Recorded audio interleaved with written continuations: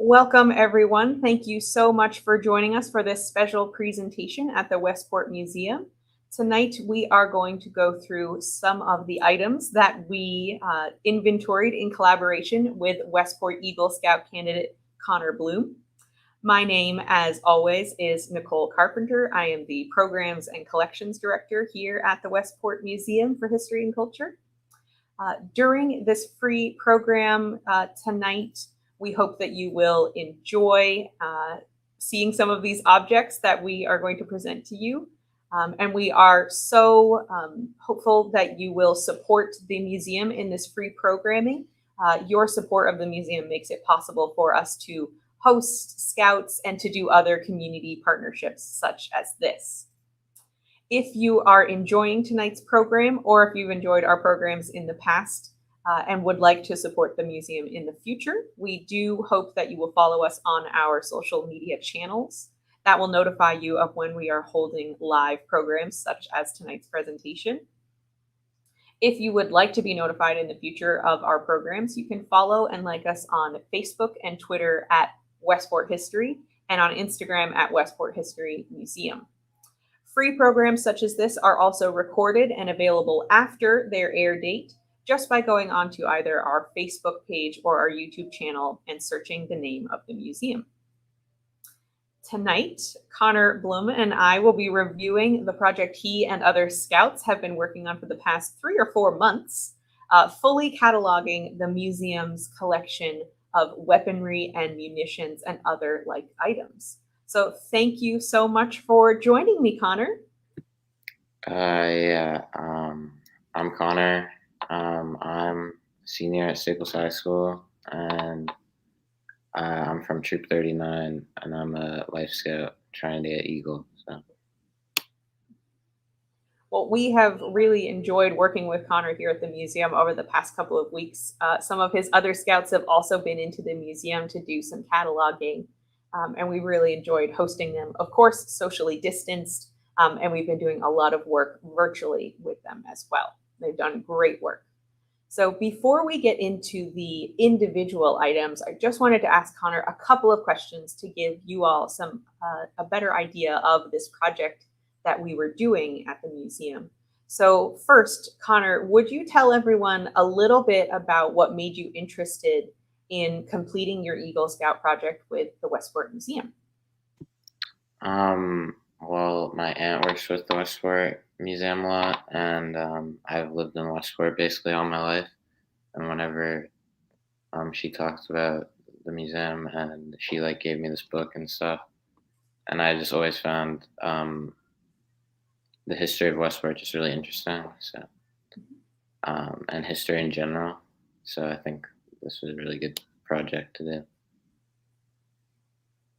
So to start us off, Connor, would you tell everyone that's logged in tonight, that's with us, what your project entailed? I've told them that we've cataloged the weapons collection, but what goes into a project like that? So basically, for each of the weapons, we had to go through all of the paperwork that the museum had previously, and we had to make condition reports about the weapons, which include sketches and just information about the condition, as well as photographing every single one, and using the previous records and the condition reports and the photographs. We would do research about each weapon, finding basic information about each one,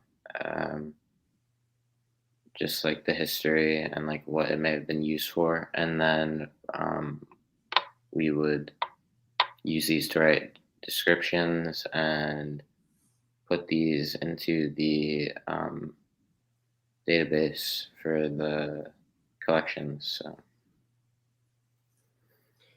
So the work that Connor and the other scouts of his troop have been doing, we're fully cataloging, just as Connor said, all of these different steps for each individual item.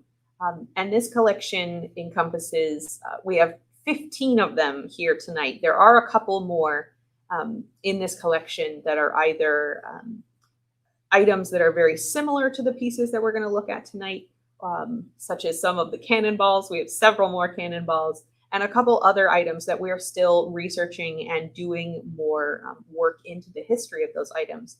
But tonight we are going to look at 15 items from this permanent collection.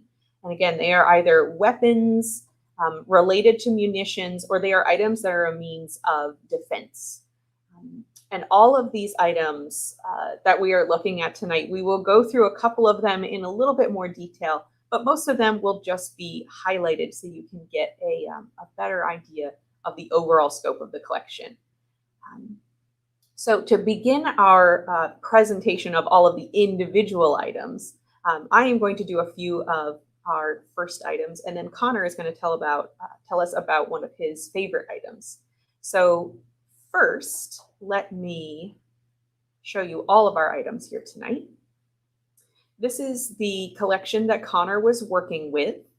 The first item that we would like to show or highlight is this sword here.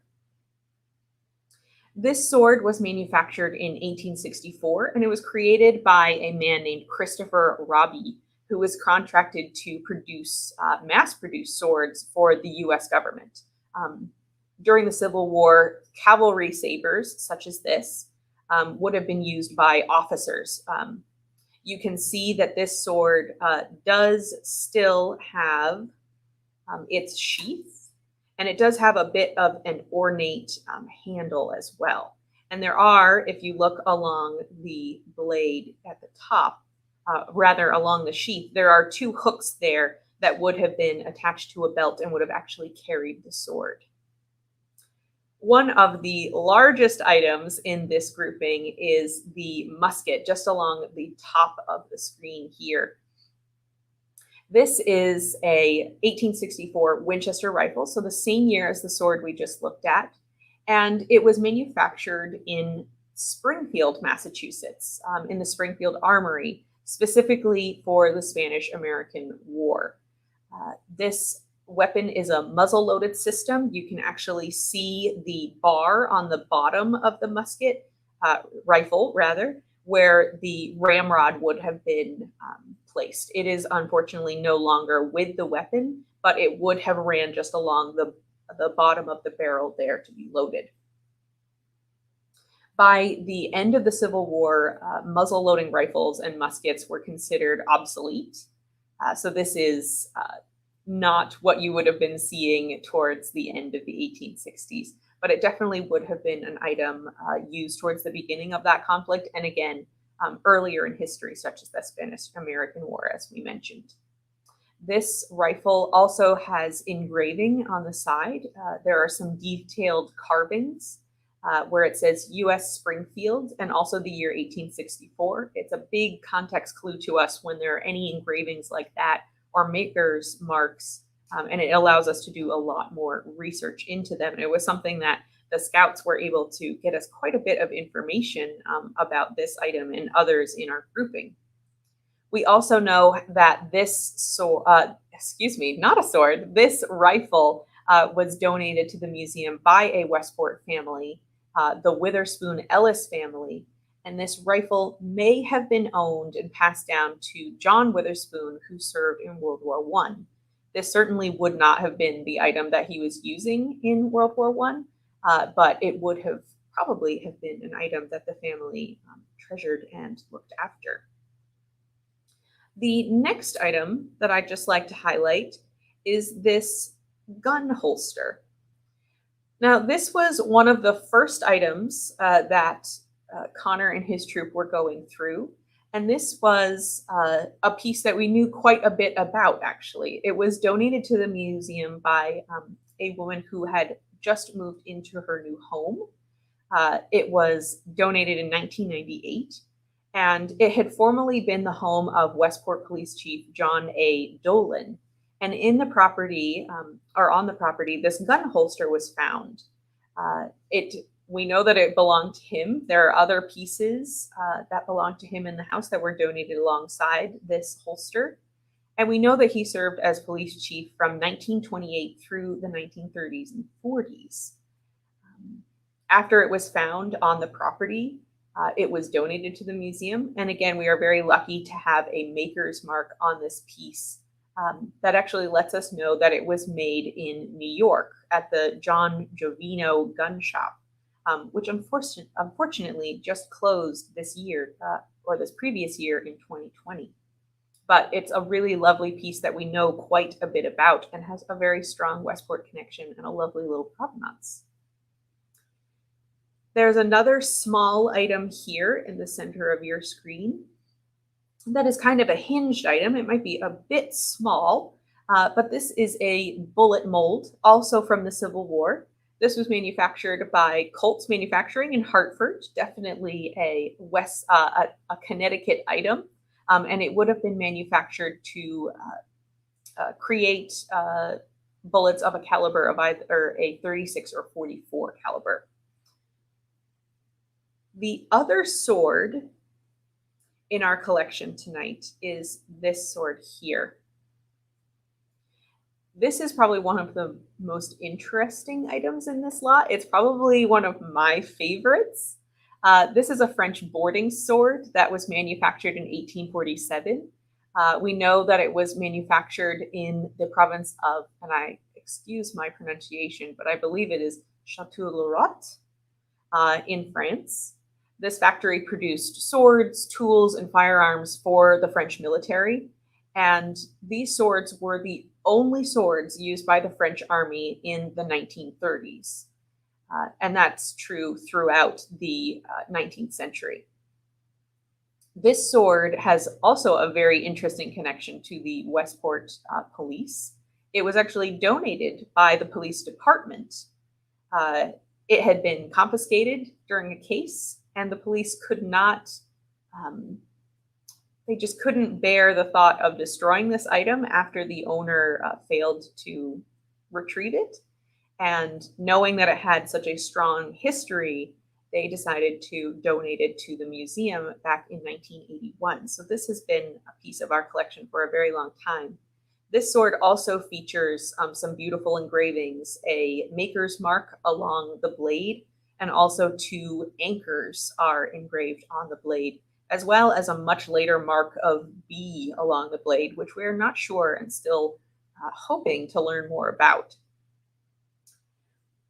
Another item that comes to us from the period of the Civil War is this bayonet. It is in pretty poor condition, but we believe that the reason it's probably in this poor condition is because it was found on the battlefield at Gettysburg. So it had probably been in the ground for quite some time. We know that this was used on an Enfield rifle musket as a socket to bayonet, and it would have been manufactured between 1853 and 1867. And it was used both by the Union and the Confederates in the Civil War. Now, I believe that Connor is going to tell us a little bit more about our next item. I'll turn it over to you, Connor. So this is a police blackjack that was also found by the same person who donated the holster. And this was actually the first item I looked at for this project. And again, we know he was police chief. The previous owner, who was the police chief, was in the police force as a chief in the 1920s, 30s, and 40s. And basically, this would have been used for neutralizing hostile individuals, and it's made of leather and lead. And the police chief, he's actually the town's first police chief, and the department was created in 1924. So, yeah, we don't actually know like who made it, but the connection to Westport is very interesting. I remember that we used this item as an example throughout our project. So we used this with Connor as our very first item, as he mentioned, to kind of walk through the process with not only Connor, but some of the other scouts. So this was really the first item that really kicked off this project. And it's definitely a very interesting item. Very, very strong connection to Westport as well. So the next item is just above the blackjack. This is a trench knife. It was manufactured in 1918, just at the end of the First World War. We know that the manufacturer was Henry Diston and Sons in Philadelphia. And although the manufacturer's contract was canceled at the end of the war, coincidentally, before these knives could be issued to soldiers, we know that 3 other manufacturers produced the exact same model of knife, which were used by American Expeditionary Forces when they were fighting in the trenches. This knife, as you can see, has a kind of a brass knuckles hilt on it. It is a knuckle guard, and it would have made it very ideal for the close combat that's seen in the trenches of World War I, excuse me. We know that this item belonged to Earl Townsend, who is a World War I Navy veteran. We know that he also ran the Westport Defense Training Unit during World War World War II, all of these world wars, which was a trained unit in case men in Westport were sent off to war. And this was a unit that was formed before Pearl Harbor, before the Americans were actually involved in the conflict.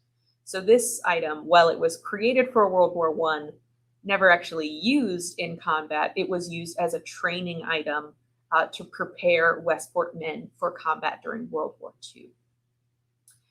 The next item is also a dagger. This is a much earlier dagger here in the middle. It dates back to the Civil War, as many of our other items do. We know that prior to the Civil War, many daggers were handmade, but this dagger was actually produced by the Mason Cutlery Company towards the beginning of the Civil War, and it began mass producing similar knives to this.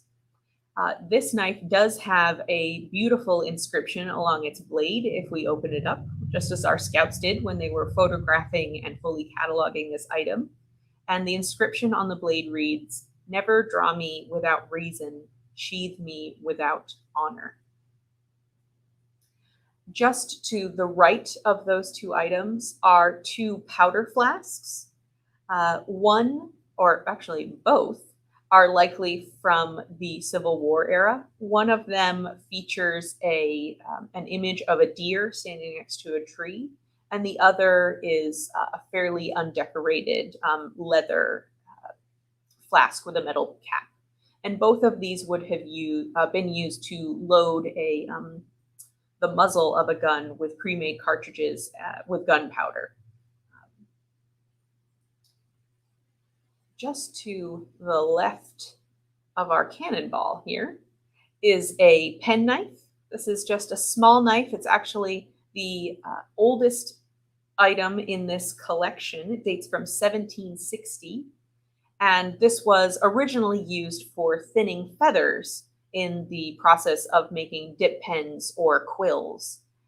But it could have been used for many, many other purposes as an everyday knife. While we are here, we will take a look at our cannonball. As I mentioned, we have several cannonballs in the museum's collection. We chose just to show one of them this evening. And these cannonballs, which range in size and weight, would primarily have been used in naval bombardments during the American Revolution. These cannonballs were supposedly found along the beach at Campo. And the last item that we are going to take a look at this evening is this beautiful little cannon. Now, this is a signal cannon. Let me see if I can get you a little bit better of a view. There we are.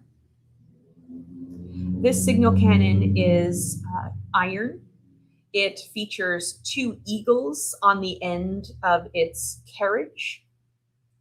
And this signal cannon would have been used on ships to make salutes to warn of dangers and also, in an emergency, attract attention. Uh, it is a replication of a Dagger 32-pound cannon, which is a full-size cannon. This is a miniature model, and it mimics the kind of bottle-shaped barrel of a full-size Dagger. Daggers were used on ships, but this small model would have been used as a field cannon during the Civil War as a signal cannon. Those are all of the items that we have for you this evening. You can see the full grouping here. We are so excited to have such a wonderfully put together collection. The Scouts did a wonderful job putting this together for us. Connor worked with us very, very long days sometimes, but the work that he did was so appreciated, and we're so thankful that he took on this project, and they did a beautiful, beautiful job. So I do want to thank you all for joining us this evening.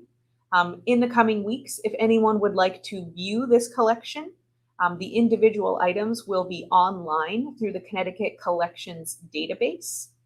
It's a project through the Connecticut League of History Organizations with support from Connecticut Humanities. And this is a statewide project that allows small museums and institutions of history and education to place their collections online, and enables the public to explore what these museums hold in their collections. It is a powerful tool that is constantly expanding. There are over 30 museums across the state that are participating in this program, and it is completely free, open for students, researchers, and history lovers alike. To explore Connecticut collections, please visit ctcollects.org. So I want to thank you, Connor, for telling us more about your exciting project. It was such a joy to work with all of you this spring and winter, I suppose. I hope you all had at least a little bit of fun. Yeah, we did. And we do, of course, encourage everyone to take a look at the items that were in this project. It's beautifully done. All of the descriptions and the details that Connor and I spoke about this evening will be online for you to explore yourself. So thank you again to Connor and all of the Scouts who were a part of this project. And I, of course, want to thank everyone that joined us this evening for taking a look at this wonderful collection. So thank you all. Have a wonderful evening, and thank you again for joining us. Good night.